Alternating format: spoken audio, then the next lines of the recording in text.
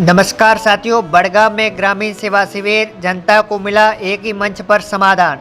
जालोर जिले के रानीवाड़ा उपखंड के बड़गांव ग्राम पंचायत में ग्रामीण सेवा शिविर का आयोजन किया गया। शिविर प्रभारी हनुमंत सिंह, अतिरिक्त विकास अधिकारी हरचंद छोलेंके, बीसीएमओ गणपतलाल चौधरी सहित विभिन्न विभागों के अधिकारी मौजूद रहे।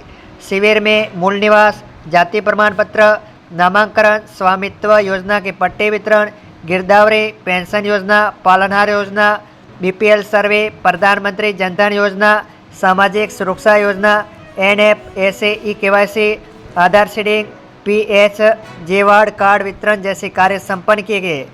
पशुपालन विभाग की ओर से डॉक्टर मुकेश पटेल ने पशुजास, बोझपन निवारण शिविर, टीकाकरण एवं मुख्यमंत्री मंगला पशु बीमा पॉलिसी का वितरण किया गया।